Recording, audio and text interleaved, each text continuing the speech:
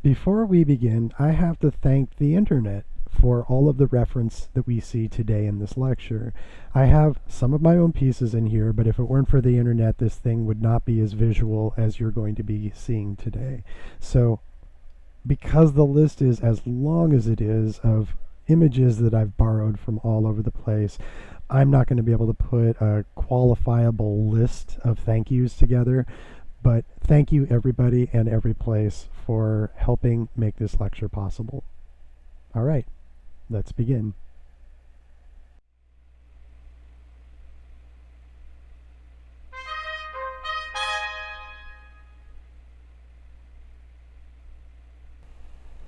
Hello and welcome to San Diego Comic-Con Virtual Version 2020. My name is Ron Lemon and I'll be hosting this lecture for the next hour on animated illustration. Animated illustration is the next generation of art. We are moving into a world of 3D and virtual space. As an illustrator, you are probably recommended to learn 3D because there are going to be so many different applications for your art if you do learn it. But regardless, whether you do or don't learn 3D, the illustration that is animated is now the way that things are going to be done, especially on the internet. The internet is now the new tool for everything done, whether it's a conversation, a classroom, or business. The internet is going to be our mainstay tool. And hold on a second. Since we're talking about dynamic illustration, this ain't cutting it. There we go. With the internet, there is lots of interaction. Illustration is a way of attracting attention. By having something animated or something moving, you can draw the eye into that particular space. Having it done with an illustration means is also exciting looking rather than it just being some kind of object that is wiggling or moving around on the screen. Having some kind of art form behind it is kind of a meaningful and pleasant thing. Most people do appreciate that humanness behind the art. The animations that we're building are not very complex. They're quite simple, in fact. From a simple hand wave to eyes blinking, a head moving, or a car moving across the screen, driving from one point to another.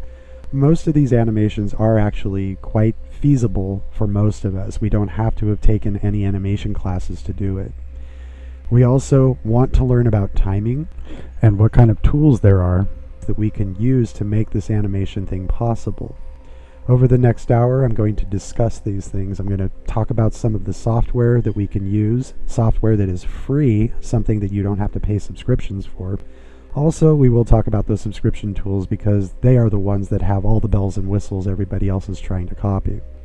We'll also talk about the formats and what type of illustration, whether it's vector, pixel scrubbing, or 3D.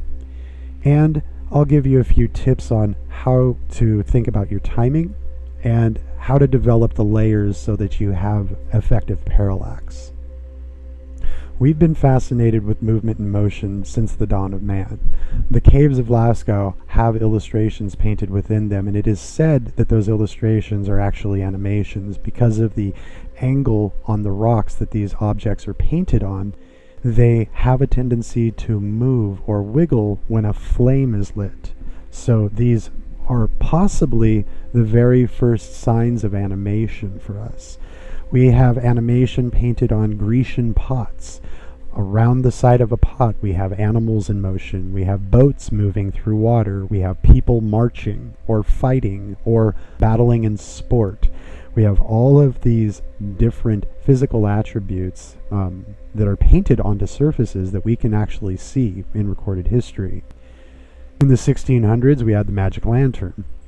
The magic lantern is this neat little circular machine that, when illuminated and spun, projects an animated image.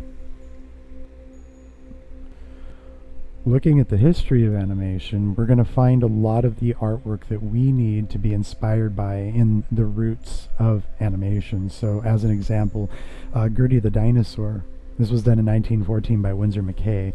These animations are good because everything is moving, but these don't strike the 12 principles of animation that Disney designed.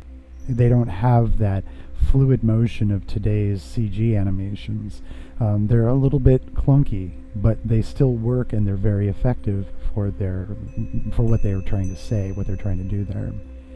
We have the 1919 Felix the Cat, the next step up in animation, anthropomorphizing a character and cartoonizing the animals, bringing them to life, moving them around, and giving them human-like qualities, although this is still a little bit rickety, and this is animated, I think, on 2s or 3s. I don't know. This is definitely not as fluid as we have it now. This is the next step up, and these clunky animations are very similar to some of the simple things that we would be producing now in these animated illustrations we're doing.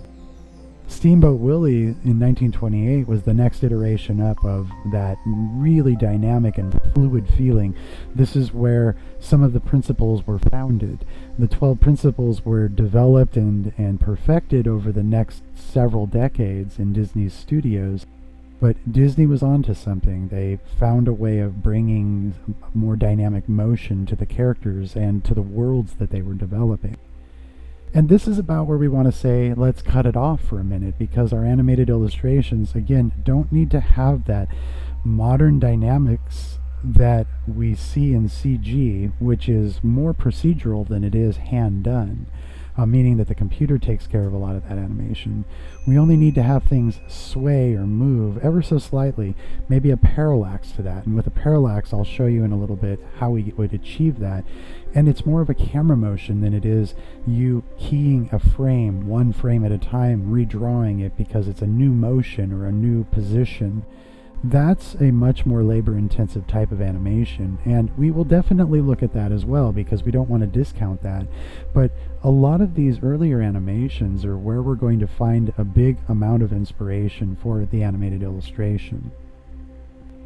Now, if we look at, say, the GIF started roughly 33 years ago, and in fact, here's the first one. This, in fact, is pixel scrubbing art. You can see the clouds sort of cycling in the background, so they made one image and they just keep sliding it across, but this is pixel scrubbing art. It can be as simple as that. It can be a frame, a sequence that you've grabbed from a film, from an animation, although that's actually not you making it. It's still, looping and cycling the way GIFs do. Well, these have been around a while, and there is money to be made on them, but not as much as you would think. It's a step forward, and I would say, and I would encourage you to try making a few of them so that you get the experience of putting frames together. Animation is a frame in time experience. It's pictures in motion. It's pictures in time. It's 3 dimensions based upon time. Each picture is a different slice of that time. And we have to get used to that concept. There are other ways of getting around animating where we don't have to tackle that one right away. And again, that's why I say starting with a GIF, I think, is a good place to begin, because you can experiment with other things that you haven't built yourself. And once you get used to playing with a timeline and understanding timing and sequencing and so forth, then it makes it a lot easier for you to engage in the process of animating the illustration. We can also look at these earlier versions of motion comics. While these earlier versions are trying to up-res the experience from a static page, they still lack a lot of the qualities of what we're looking for in terms of an exciting experience. The animations are very slow. They're not intended to be dynamic animations. They're intended to enhance the reading experience. And that's really all they're there for. But I think we're looking for a little bit more now. We are looking for something that brings us an animated experience. And so things like this Metal Gear Solid comic were very dynamic and very innovative for their time. The way that this was put together and the way that we saw this, motion was real now. It wasn't this slowed down kind of awkward clunkiness. It had a dynamicism that we could see where it's a crossover somewhere between a comic book and a cartoon. And then from that point forward, motion comics started taking on a really different face. We have iPad apps that are in many ways just dynamic illustrations, But because they are built sequentially, we see those in motion, and so we react to them. There are other applications where these dynamic illustrations are put to use, like interfaces within websites. The scrolling mouse that has animation to it, the mouse to button click interface and animation. These are very simple 2 to 15 frame animations, but these are still dynamic animations, and somebody pays for these. While software is getting easier for people to create animations without actually having to know about animation, there's still so many companies that want something original and not something that you can pull from just like a simple suite from a program. And these are another kind of exploration that we would want to do on the internet, looking for websites that already do these things. Play around with them a little bit and get used to what the dynamics are, and pay attention to things like how many times does the animation change. That gives you an understanding of how many frames it took to make that animation, and it gives you an understanding of that quote-unquote illustration in a timeline experience, making a picture or enough pictures to show something changing over a course of several different frames, which is, say, several different moments in time, whether they're milliseconds, seconds, or minutes. You're creating motion, and you're creating that through a sequential experience of individual images. Parallaxing is another thing that we would want to do, which is to be able to move around objects in space, even though they might have been drawn on flat surfaces. This is very akin to all the old animations that were hand-drawn. Those were all parallax animations, layer upon layer inside of a very complex camera that helped shoot all of those things and give them enough of a parallax experience and depth of field that made it kind of feel like a realistic moment. Or at least that's what they were trying to emulate in some ways. Knowing that an animation has its limitations, they weren't trying to make it into motion picture, but they were trying to give it a motion picture-like feeling. And they did very well with it. And these are things, again, when as kids we watch these things, we see pictures moving, it's really fascinating. And I think in all of our heart of hearts, we want to do some kind of animation somewhere, somehow. And now the internet is just poking us on and trying to get us to do it, because almost everything on the internet wants to be dynamic these days. Let's look at a few of the programs now that we can use, and I'll explain a couple of the functions within each of them. I'm going to begin the review with the applications that I can't actually show you because I don't have an iPad connected to all of this. But on the iPad there are several different nice animation programs that you can work with, and I definitely recommend on the iPad over the iPhone. There's just more real estate space for you to work with. It's a lot easier for you to be able to get to the drawing and actually produce some arcs with conviction to them, because you can use your entire arm. Finger painting on the iPhone, as much as it's kind of fun, it's still to me just kind of a novelty, and it doesn't produce the best results, but it can produce a rough wherever you are. You can toss that over to your iPad or your PC, and then you can develop everything from there, or your Mac, whichever platform you prefer. On the iPad we have Animation Desk.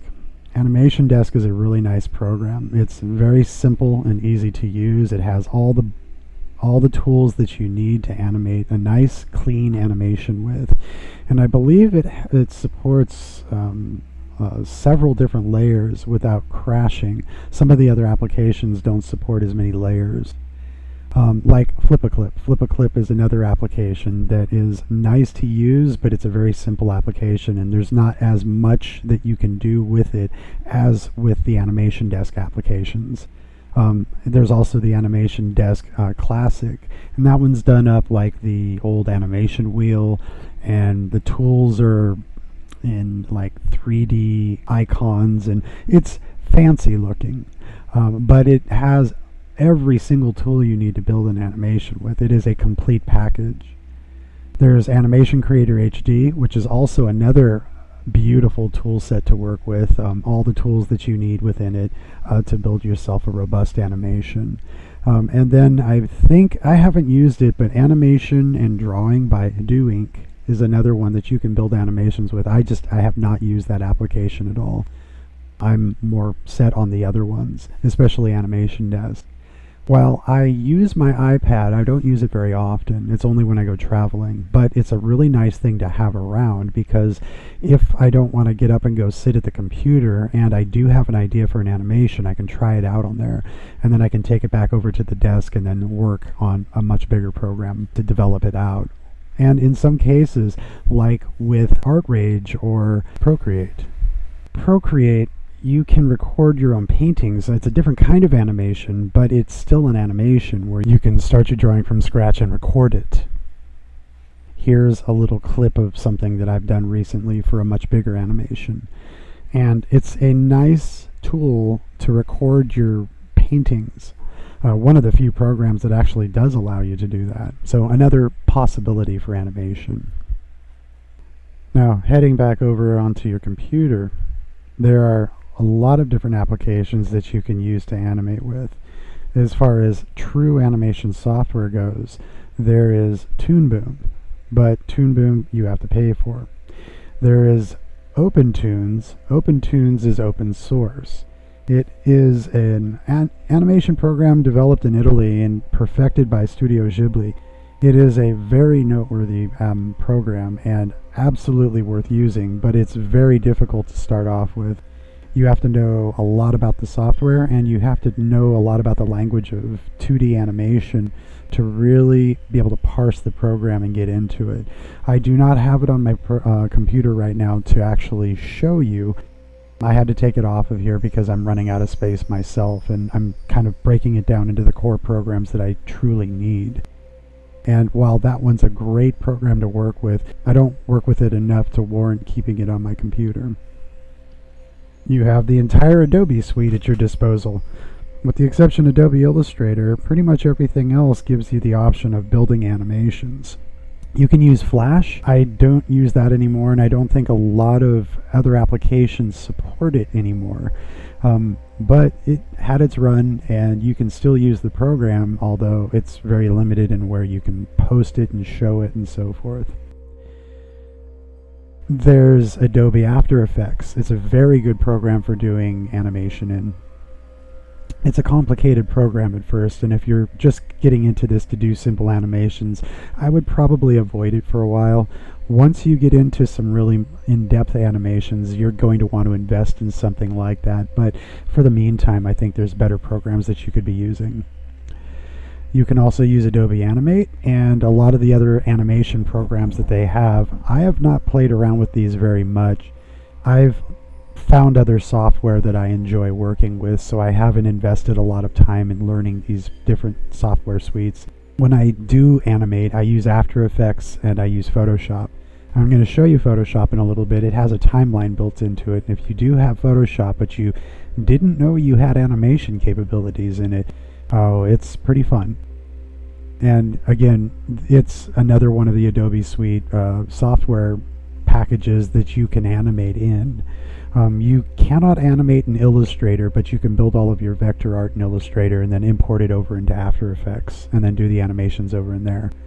Again, though, I think you're better off working with some other software before using After Effects just because of its complexity.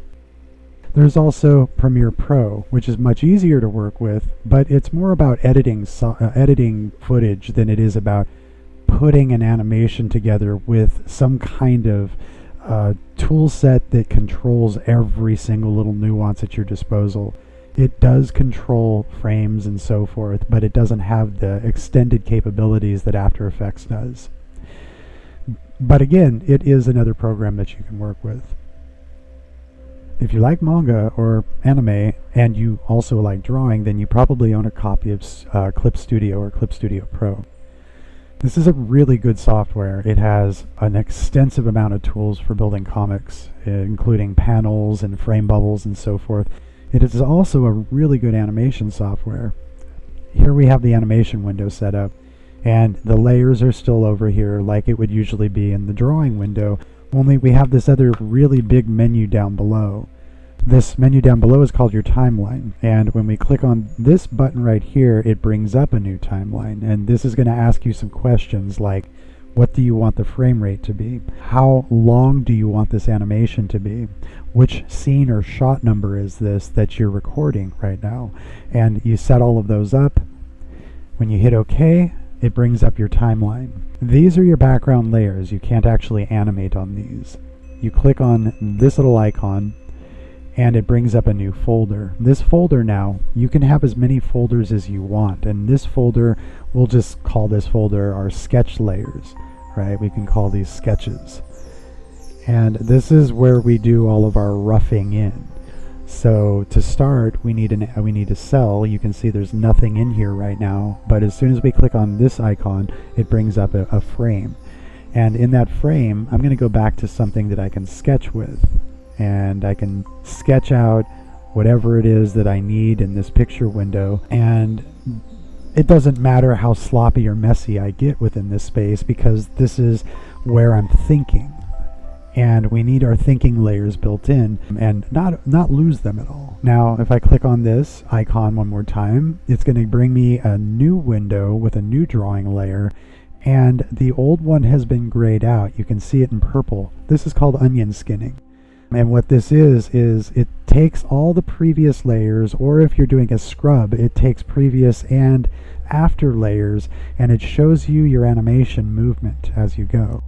Now, if this was a character that I was going to move in the frame, I'd probably want another folder here that's set up with sine waves built into it. And those sine waves are attached to, say, the head or the torso or an arm or an elbow. And it shows where it starts and where it goes. The sine wave, kind of like if we were to talk about movement, when somebody's walking or running, the head does not stay level. It changes elevation with each step. And this sine wave we would attach the head to, either the top of it, the middle of it, or the bottom of it, and use that as a tracking guide to help us find wherever this thing is going to be moving to next. And we would have that on its own layer. But in this case, we're basically going frame by frame. So now I can either draw this face, or I don't need to. I can copy paste it over. But once I go a few frames out, then I can't get back to this. I won't be able to see it again. So it's probably a good idea that I do draw within this layer right now enough of the information so that everything stays matched from frame to frame, putting the ears in and so forth. And then hit the next frame, move everything again that needs to be moved, and probably do that first so that you can see the changes that have been made, and then put in everything else. In this case, again, it's just a sketch, so I can be sketchy. I'm being very critical about my lines here, and this is just a sketch phase, so I can be as sloppy sketchy as I need to be. And on and on and on. I just keep clicking on those until I get enough frames in to do the animation that I'm looking for. And then I can scrub back and forth by either clicking these individual frames. Going back means green, going forward means purple. So they're color coded to show you which direction you're scrubbing in. And then you can watch your animation play for a moment and see if you have all the frames you need, if you have to add a frame in between, or if you need more frames to extend the animation out. You can do any of these things in here. And then once you've built this sketch layer, then you'd go back up and click a new animation folder, which would bring up a second timeline very similar to this one. And in this timeline now, you basically start all over again, starting with a fresh new frame. And you take it to your finishing tools, your inking tools or whatever you're going to use. Fuzzy person. Let me make the brush a little bit smaller, but I do want the rough edge. Oh, go even smaller. Then you build your finish, and you build it to whatever look and feel you're trying to get. And remember that it's just a template underneath there, so it's helping me start.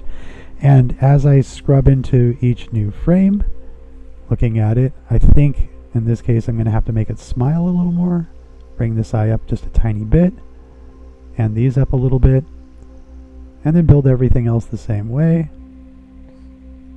I can also colorize these frames, or I can go a layer underneath and make those all the color frames and then merge those layers, whatever you need to do.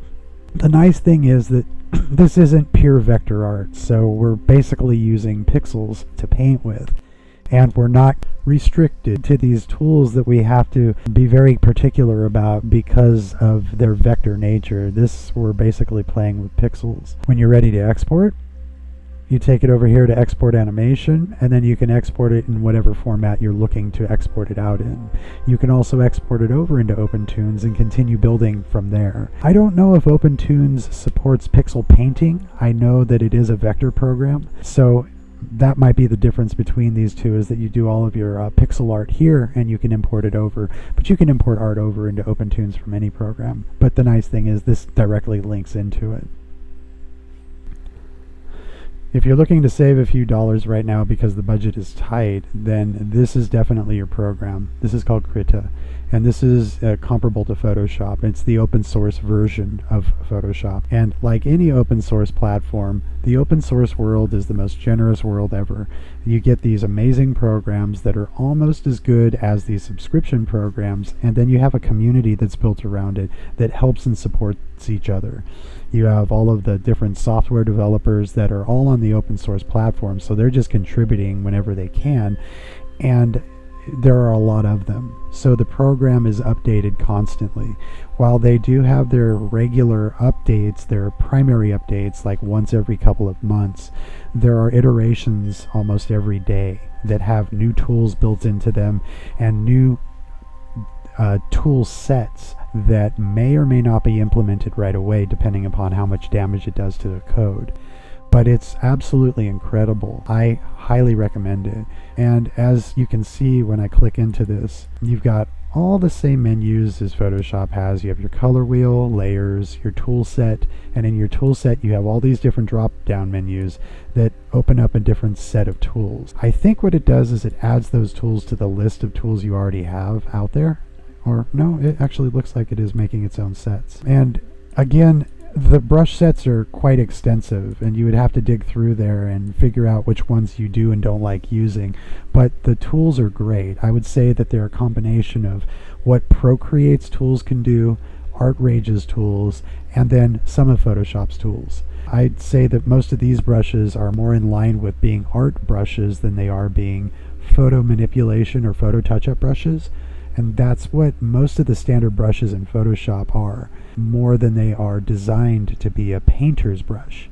While the Kyle Webster brushes are trying to be painter's brushes, the other ones are mostly for doing touch-ups and so forth. So they don't put a lot of effort into thinking about the depth and the volume and the embossing and all the other stuff that goes along with natural tools. Now, there's also a lot of digital tools in here, and I actually like those almost more because they're coming up with new directions and new ways of making marks and so forth. And that's where it gets really interesting, especially as an animator. By using some of these different brushes and so forth, you can find a new voice and a new way of making things look. I don't remember the brushes by name. Oh yeah, this is one of them right here, where it kind of zigzags back over itself and it blends paint into the previous strokes. And it creates these really interesting intersections along the way. And stuff like this is amazing to me because it's a new direction with painting. These aren't the types of brushes that you can actually just go out and buy, like to use traditionally. They're only digitally made.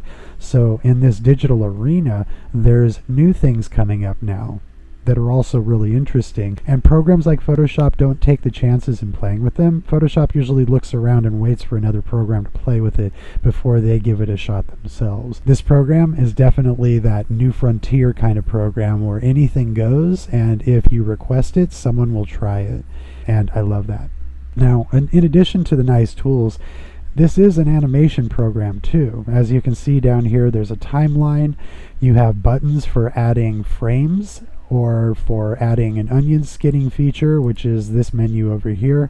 In the onion skin menu, you can set the brightness or darkness of the onion skins, each layer, as they successively fall back or forward in front of or behind your frame here, which is always the center frame in this stack is always the frame that you would be working on. And they're also color coded, so going backward and forward in time, they're colored differently so you do not get confused.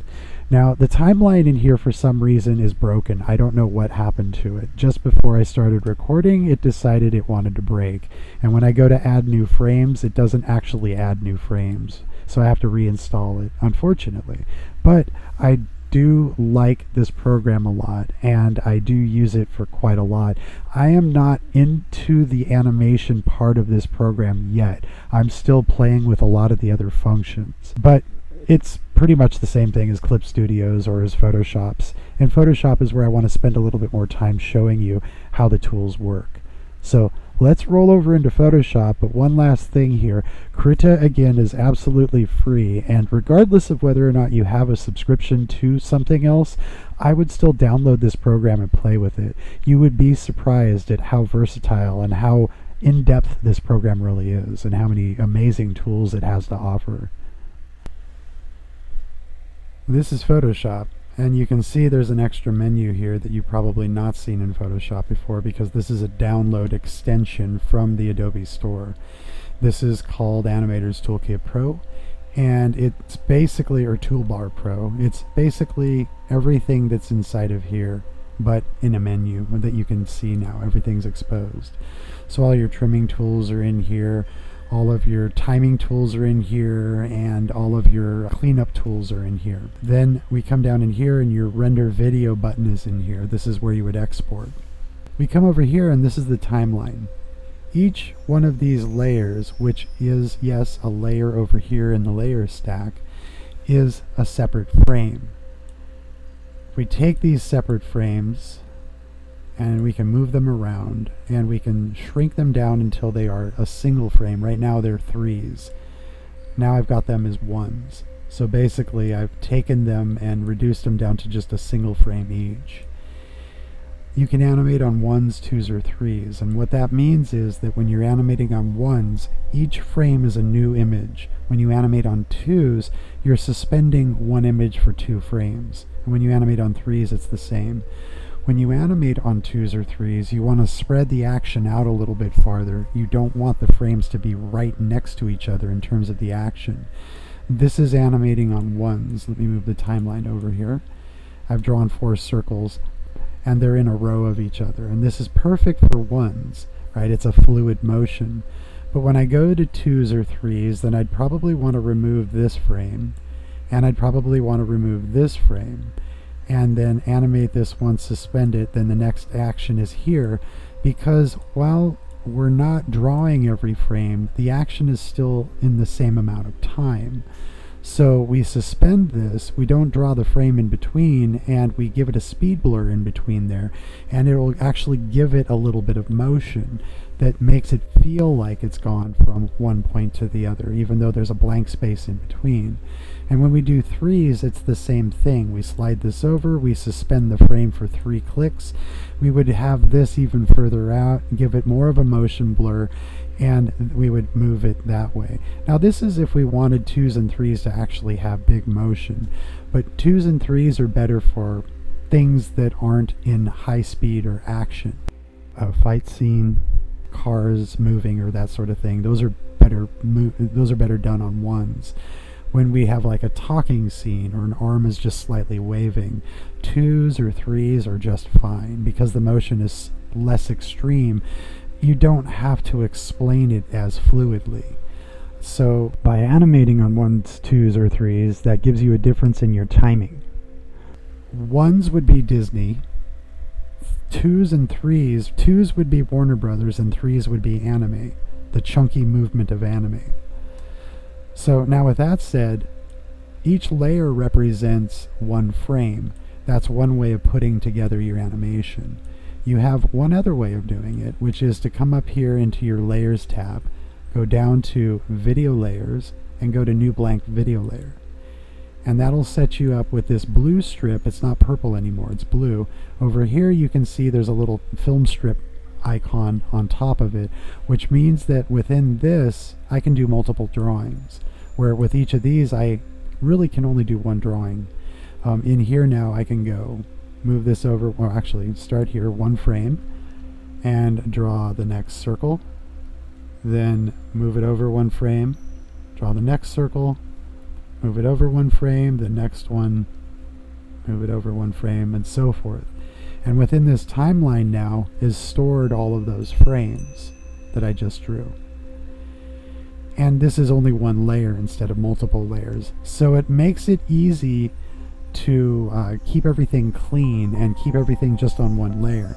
And yes, you can have one character on one of these layers, you can put another character on a different layer, and it organizes better for you when you build out your animations in here. So you have both of those different options for building out your animations.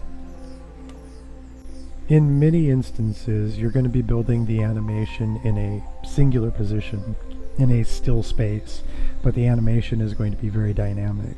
And it takes a little getting used to doing this. This is a quote-unquote bird that is flapping its wings. And right now I have them all stacked on top of each other. But you can see each of the different iterations. And they were drawn this way, right in the same space, so that I can see the dynamic taking place of all of the motion. And then when it comes time, I will build each of these drawings in a different frame, moving them across the screen within their frames. So let me put these in order here. I'm going to zoom in. So these were drawn one at a time, but in the same spot. And I did them this way so that I could watch the animation. I can scrub back and forth in the timeline. So then I'm able to do this. And that basically right there takes me back to start. So I think I have this set on repeat. Yeah, loop playback. So we should be able to see it flying. It's not going anywhere right now, but you can see its motion in its body. And so for me to build the undulation of it flapping up and down, that's up to me, where I place it within the frame.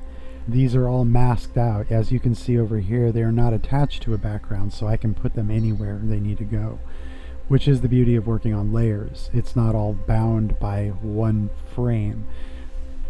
I'm doing this exactly the way I would be building a regular animation. My background is its own thing, my characters are their own thing, and I can place the character wherever I choose. This is how you build out walk cycles, running cycles, jumping, anything that requires a dynamic motion, but a series of the same motion. You would build just once and then loop that cycle, but place it in a different space within the frame.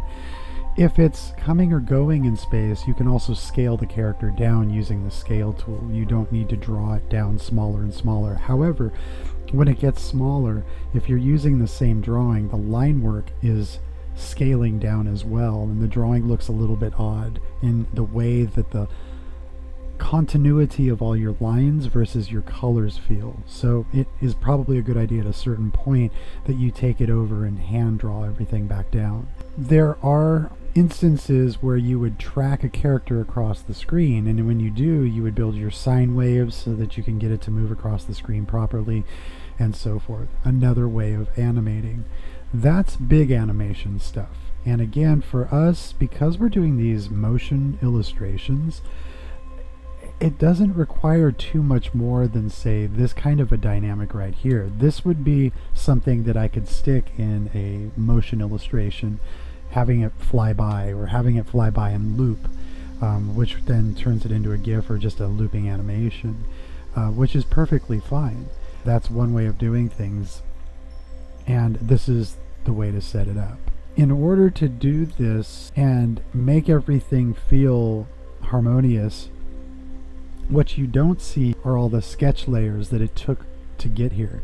So as much as I have 8 layers of this animation, I had 8 other layers that were all sketch layers, but because I was done with the animation, I threw those away. It isn't done in one sitting. Everything looks nice and clean here, but it's clean because this is for output. It's set up now for me to be able to output it over in Adobe Premiere and transfer all the layers over that count. And I have this background layer set up so that you could see this character without it being on an empty background, but we can always turn this off and then play the animation. Here was a landscape illustration I had done in Photoshop, and as I was painting this out, because of the holes in the mesa and so forth, I started thinking about this. This would be a really good location for one of those parallax animations. And so it got me thinking about how to organize this file so that I could actually do that. And I had to disassemble it. I had to use the lasso tool and cut out some things from each other and separate them out into layers, and then began building it that way. So each major thing that's in here has enough of an overlap to another object. If you notice, almost everything in here is painted to overlap something else. And there's a very deliberate overlap that you can see. In each of those spaces with that deliberate overlap, that's an area where a layer needed to be cut away from another one so that you could get those layers to interact with each other. I believe this bush right here is a part of this grouping, and I'm not sure, but I think this grouping is different from the one that's over here. Definitely different from this one. The clouds are on their own layer, and they move across the sky. And then in the background, there's a bunch of different layers. So let me crack this open here, and we can see just how nutty this thing is. If we turn everything off, we start with the background layer. Then the sun, cloud in front of the sun, I think a horizon line, and this is a colored background that'll sit behind things. So when I stack the layers, that'll fill in some of the spaces where the layers might, the gaps will be really large between the layers, and I'll talk about that in just a second. Cloud layer 1, cloud layer 2. Oh, those aren't clouds in the background, that's a mountain. Can't even tell my own drawings. Below the horizon line and above the horizon line, that's right. So there's the background valley, some atmosphere to sit in between, and then all the mesas on the left-hand side, the mesas on the right-hand side, another fog layer, and then all these objects are painted all the way through, with the exception of this one isn't quite detailed all the way through, but then this and this. And now I remember I had this bush and all these other bushes as separate little elements, but things moved so fast and so differently that it was just kind of better to group these things up together.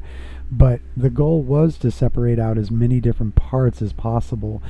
The extreme foreground, you have to be careful about how many of those parts you separate. It's the background where you really can take advantage of that parallax.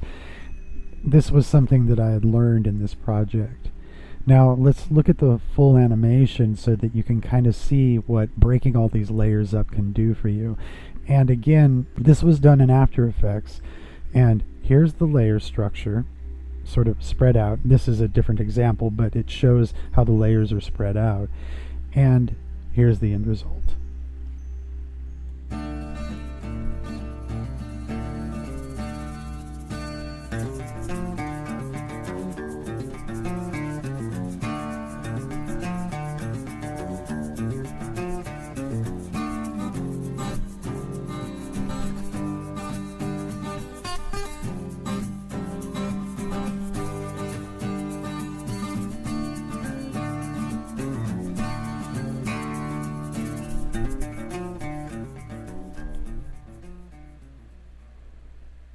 Here is a slightly more complex animation. Over here you can see the layer structure. It's pretty dense, and there's a lot of folders that have many more layers within them, and all of those layers coincide with other layers and so forth. So it can get fairly complex. Here's all of the frames that are all set up, and here's the animation. It just loops once, but where I have it playing loops over and over and over again. When it gets around to here, then it starts all over. And to get this to do what it's doing took a lot of work, especially with all the different elements involved. So Animal Chin, from a skateboard video from long ago, is on his own layer. The shadow that's underneath him is its own layer, and I had to coordinate both of those to bob up and down together. And then there's several different layers in here, which really didn't make any sense after I had done this to separate them out as much as I did. But I did anyway, because I wasn't sure how much parallax and how much movement there was. And then the skateboard was done in 3D, and I photo framed it in different positions. I don't think I did that as an animation and recorded it. I think I actually just shot it in different positions because I wanted it to move with the rest of this. I didn't want it to be that super slick, smooth movement when he's definitely not in that kind of smooth movement. He's done more like in twos. Regardless, here you can see that the layer system is really dense, and that here I am keeping everything organized based upon all the different elements that have to go together. I think what I also ended up doing, if I look at this, yeah, like everything has its own layer, because I really wasn't sure exactly what would be animating and what would be moving and so forth. But everything has its own separate component to it, and all of those components had to be matched so that when they were animated, they all animated together. So all the parts of him, his hat, his clothing, and so forth, all the different shadow patterns that are on it, they're all on their own layer, just like I would do in a regular painting for a client, because everything is questionable. So I keep all different parts that are important on their own layers, and then just animated all the layers. It took a little bit of work. I think this probably took about 8 to 10 hours to do altogether, but I like the end results, especially in the setting that this is positioned in. It works out really well. And this was an experiment to see if Photoshop was user-friendly in this way, and it definitely proved itself to be. While this is a lot of extra work based upon other tools that are out there for animation, I still think that it was absolutely worth doing because I learned a lot about this tool set and how to do animations in 2D, especially if I want to do them with pixels scrubbing. And lastly here, I wanted to show another example of a potential animation type of illustration. This is all hand painted in multiple layers, and this is done in what's called a skybox. So I can actually paint right here, which I'm not going to do right now because this is an older file and I don't want to screw with it. I can actually paint right here on the skybox, but what ends up happening is it makes its own layer. When I get out of the skybox, the layer that I painted on and the rest of the painting may or may not coincide with each other unless I merge the layers together within this space. I can also get out of this 3D sphere and paint it in its equirectangular space, which is its spread out cube. And in both instances, I can work on this file, so I can work on it in the distortion view or I can work on it in here. This entire painting was done in this view, looking at it in 3D, painting it this way. So I was actually in the space, working on the space. And this is for a 3D look node. It's for like a view node to work in a VR program. And it can be done. And again, this was just an experiment just to see if it could be done, and it proved itself very worthy. In fact, it's turned into something quite robust. This is an older version of it, but it's really neat to see that with the 360 and adhesion to the artwork, that the artwork does kind of look like it's in a 3D space. It doesn't actually look 2D anymore, or like a painting. And obviously, the stronger the illusions in the painting, the stronger the shadows and the bright lights and so forth, hopefully the stronger the illusion altogether. There are a few places where things start to warp a little awkwardly, but they're in those in-between spaces where you really don't set the camera down anyway. You usually do a look view down the hall or directly at objects if they're a little bit skewed. Even in this case, you look at them a little bit skewed and they don't warp too much to where they're grotesque looking. So another way of working in 3D or building something that creates an imaginary 3D space while just in 2D. As you can see over here, these are nothing more than layers. Layer turned on, layer turned off. And this is just all pixel painted. Took a long time to do, but again, as an experiment, it was a worthy experiment because I learned a lot about being able to translate 3D from a 2D experience. I saved this one for last because this has become my new favorite. This is Blender 2.82, an older version. I think this file was made on it and I launched it and it opened up this particular version, but it's all the way up to 2.9 now. It's a fantastic program. You can do 2D, 3D, animation, VFX, compositing, video editing, 3D sculpting, texture painting, vector painting, pixel painting, anything you want in this program you can pretty much do. And the beauty is, with all that under the hood, this thing is virtually free. There are a lot of add-ons, and I'll show you over here what an add-on is. It's basically like in Photoshop having filters. And all these things over here are add-ons. These are the things you pay for. So I'm more than happy to pay for these because people have written tools to make this program even easier to use. And I'm all about functionality and quick access to tools and quick turnaround because clients need their work quickly. So this again is like a saving grace. It does just about everything you need in any kind of instance, whether it's 2D or 3D. It's also VR compatible, so you can put a VR headset up and you can look through whatever it is that you're building in a VR space, so you're basically standing next to your own artwork, and that is incredible to do. I definitely recommend all of you take your artwork, import it in as a plane, and then stand in 3D space and look at your artwork right up against it as if you were standing next to it. It's incredible. It really is. But anyway, this program, like I said, gives you freedom to try anything you want. So the project that I have set up on here, it was done in Photoshop. It was all done in layers. And then I imported each layer over as its own plane.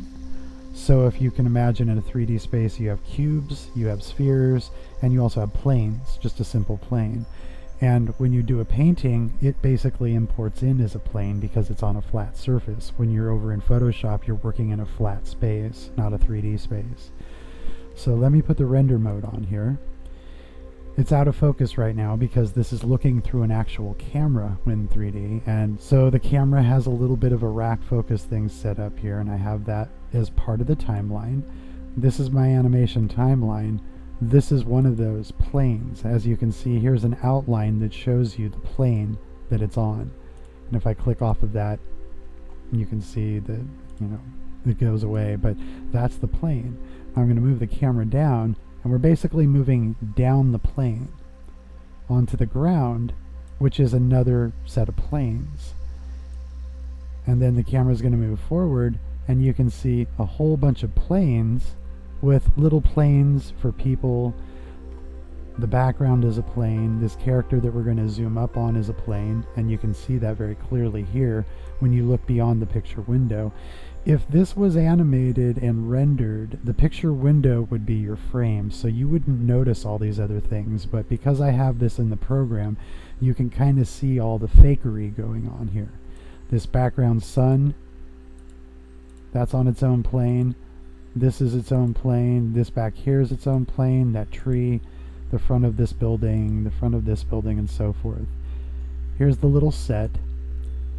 Here are all the different planes in their space. You can see that I don't need his entire body drawn. I just need enough for what the camera can see. And maybe a little bit more because I don't know how much wiggle room I'm going to need.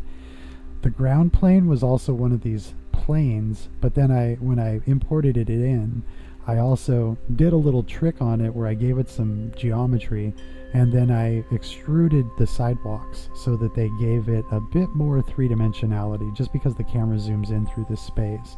And I didn't want all those just to be completely flat planes.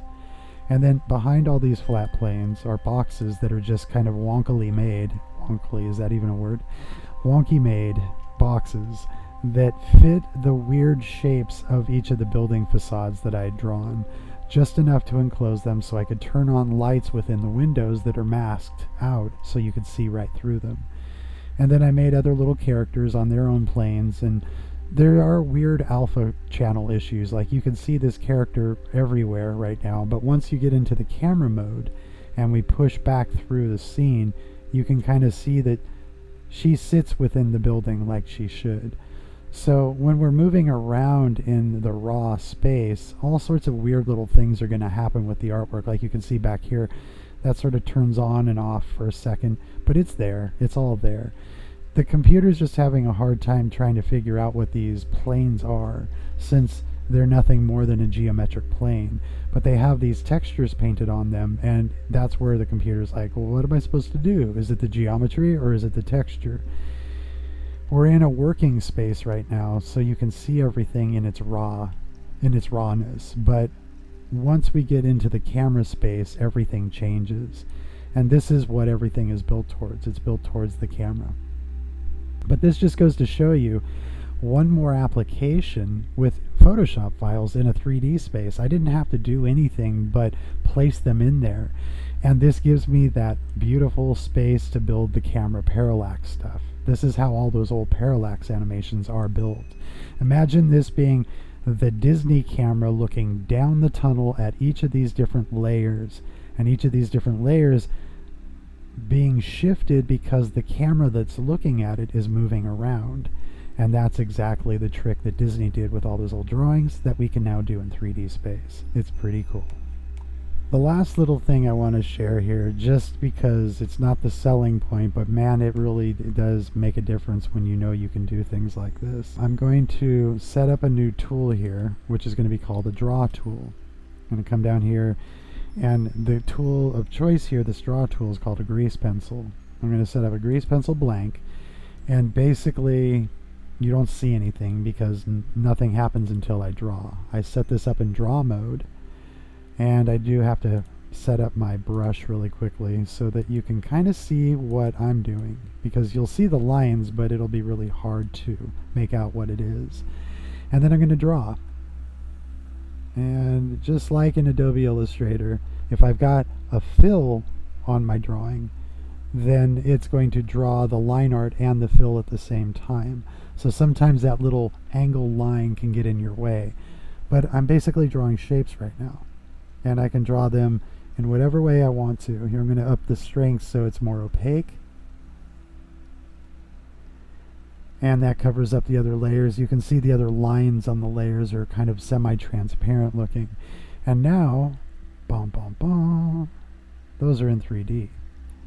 So any of my 2D drawing that I've done now is actually in 3D space, but when you look at it through the camera, it just looks like a 2D drawing. And you can sketch, you can do whatever you want with this. And everything that I'm doing right now is sitting on its own layer.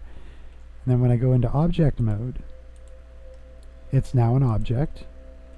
I can go into edit mode, which is a totally different mode, and I can basically take these as vertices and I can move them around.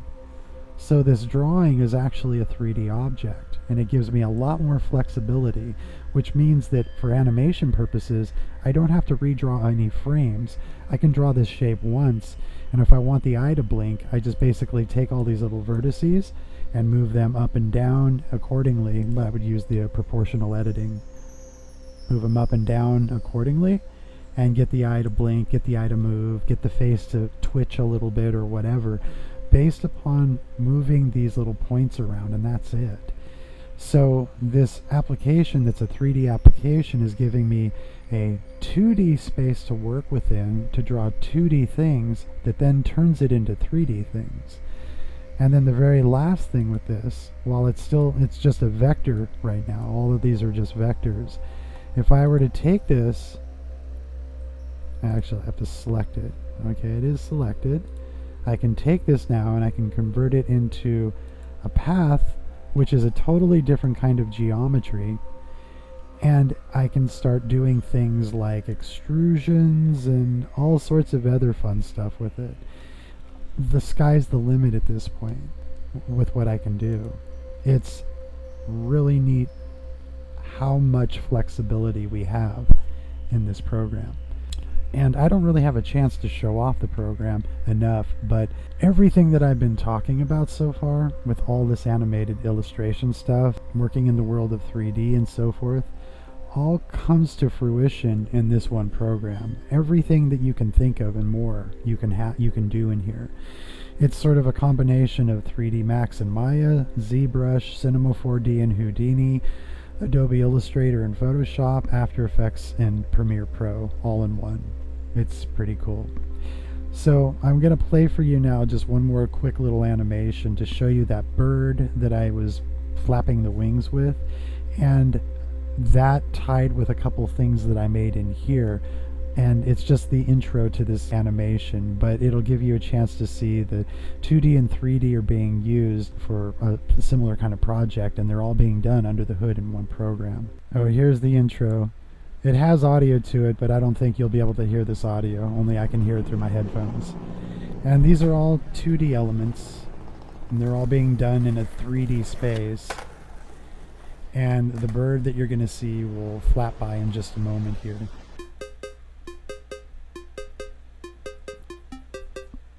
So there's the bird, and then there's another 2D element. This was done in 3D, but this is also all 2D elements that were done in Photoshop. The camera's moving, and all of these things are done up as particles, and they're just floating around, but these were just drawings that have been turned into particles. And then the same thing with this space. These are all Photoshop illustrations that were put into a 3D space. You can see that the fish is sort of waving around because that's the 3D application at work. But all of this is just 2D stuff. And everything was rendered in here. The 3D stuff was done in here. The Photoshop stuff was moved over into here, and it was animated in here as well. A nice place for free. I didn't have to pay for this, and I'm not on a subscription. But all these animations that I want to do with my illustrations can be done because the tools are there and available for us. So that's a quick overview. I know that these lectures and workshops are not a demonstration of how to much of anything, but I hope you got something out of this that helps you see the light into the future of what is going to be.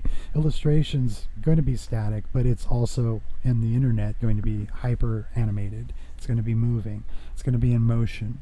And it's probably up to you to stay current enough so that you can play the game, because that's where all the bigger money is going to be. The static illustration will always have its place, but the money will always be reduced as long as those industries keep getting surpassed by other industries. So as an illustrator goes, it's kind of upon you to stay current in the times and see where the next twist and turn is coming in the illustration world, and stay on top of the programs. As much as it's a pain in the butt because every new program comes with all new menus, hotkeys, and everything else, it behooves you to stay current because the tools really do get easier. You're still working on that Photoshop CS5 version, like I used to be kind of diehard for that. As soon as I got on any CC version, it was like, whoa, what are all these tools? And now the newest version, there are so many amazing tools in Photoshop that it's kind of hard to go back to those older versions. But also, by having played with this Photoshop, I can now see where all these other applications are coming from with their tool sets.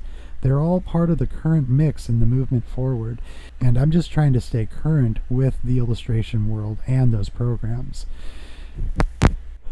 And just really quickly, because I forgot to mention the video formatting, here are the better formats to output your video in. Besides GIF, AVI, which is Audio Video Interleave, WMV, Windows Media Video, Movie or QuickTime, which is H.264, MKV Matroska format, MP4, which is your MPEG-4, AVCHD, and that's for when you're doing a lot of transfer back and forth between programs, and FLV, of course, is Flash format, and that's the least important of all of them since Flash is sort of being outed by so many different things, and it is written in a different code.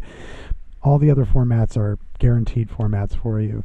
These are the most universal. These are the best ones to work with because they have the most sticking points or applications out there in the real world. A lot of programs have their own proprietary formats, but those are usually just built within, and they don't play very well with others. So it's probably best to output within these formats if you want to get them over onto Instagram, onto YouTube, onto any social media platform, and or you want to be able to share them as files with other people. I love painting, I love drawing, I also like animating, and I'm not making a career out of animation. It's just one more attribute in the toolbox that I have available to me.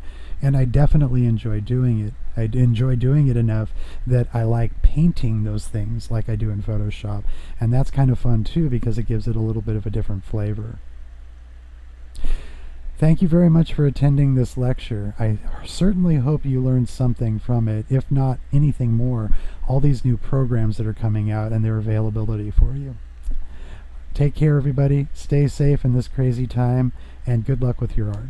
If there are any questions that you have about any of these things that I mentioned, you can always email me at ron.lemon@gmail.com. Thank you again for attending. Take care, and I hope to see you physically next year at the convention.